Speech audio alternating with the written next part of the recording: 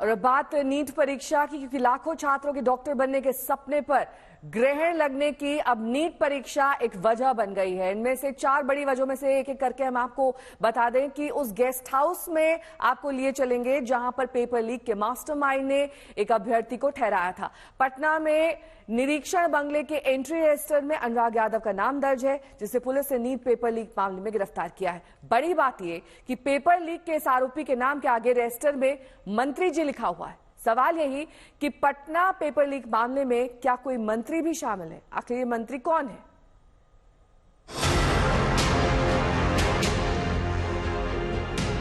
640 650 तक के लोगों को नहीं मिल रहा है कॉलेज।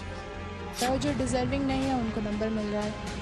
100 150 नंबर बढ़ा के दे रहे हैं। बच्चे 720 में से 720 ला रहे हैं, फिर भी उसको दिल्ली का एम्स नहीं मिल रहा है।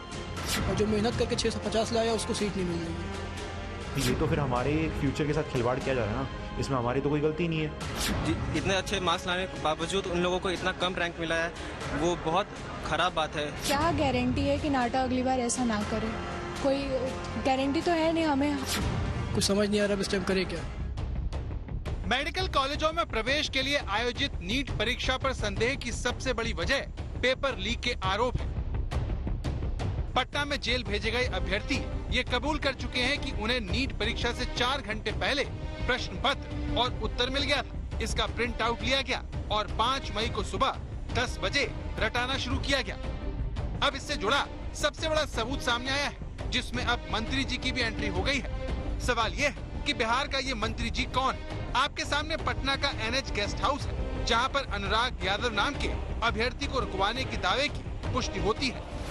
ये देखिए, अनुराग यादव वही अभ्यर्थी है जिसे गिरफ्तार भी किया गया है। दावा है कि NH के गेस्ट हाउस में इसीलिए उसे ठहराया गया ताकि इसे बाद में तय जगह पर ले जाकर नीट के लीक हुए पेपर से सवाल दिखाकर जवाब रटाए जा सके। एनटीए द्वारा आयोजित की गई नीट 2024 परीक्षा को लेकर जो कह सकते हैं कंट्रोवर्सी थी, वो अब भी जारी है। और सबसे बड़ी बात ये कि इस सब के बीच जो खबर आ रही है वो ये है कि NHAI के इंस्पेक्शन बंगलो, निरीक्षण गृह का यूज किया गया था लोगों के द्वारा। और सबसे बड़ी बात ये सामने आ रही थी कि जो जूनियर इंजीनियर थे सिकंदर प्रसाद यादवेंदु, उसने अपने रिश्तेदार जो कि अभ्यर्थी भी था अनुराग यादव, उसके नाम से एक कमरा बुक कराया था, जिसकी चेक इन दोपहर 12:40 की गई है।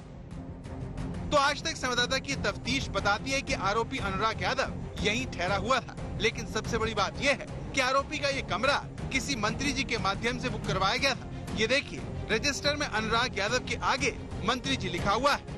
ये जो रजिस्टर मेंटेन किया जाता है, ये वही रजिस्टर है जिसमें एंट्री और एग्जिट का, चेक इन और चेकआउट का सब लेखा जोखा रखा जाता है। और आपको सीधी बात दिखा रहे हैं, सीधी तस्वीर, जिसमें लिखा है 4 मई की तारीख है। और जो दूसरा चेक इन किया गया है NHAI के निरीक्षण गृह में, वो किया गया है अनुराग यादव के नाम से। सबसे बड़ी बात ये कि जो सूचना दी गई थी सिकंदर प्रसाद यादवेंदु के द्वारा अपने फर्द बयान में, उसमें साफ तौर पर उसने बताया था पुलिस को कि आयुष राज, अनुराग यादव, शिवनंदन कुमार, अभिषेक कुमार और इन सब के साथ अनुराग यादव की मां रीना कुमारी के रहने की व्यवस्था यादवेंदु ने इसी निरीक्षण गृह में की थी। तो नीट पेपर लीक मामले के मास्टरमाइंड सिकंदर यादवेंदु ने अपने रिश्तेदार अभ्यर्थी को NH के गेस्ट हाउस में ठहराया।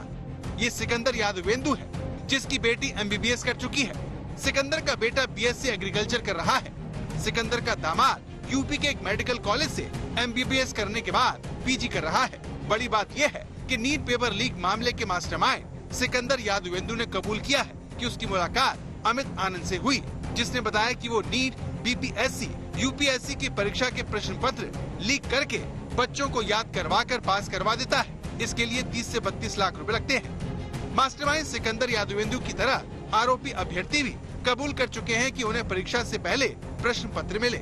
इस आधार पर पुलिस पेपर लीक का केस दर्ज कर चुकी है। लेकिन सवाल ये है कि अगर नीट का पर्चा आउट नहीं हुआ तो माफिया तक वो कैसे पहुंच गया? और आरोपी अभ्यर्थियों के लिए NH गेस्ट हाउस में कमरा कौन से मंत्री जी के कहने पर बुक करवाया गया? आदित्य वैभव, पटना, आज तक।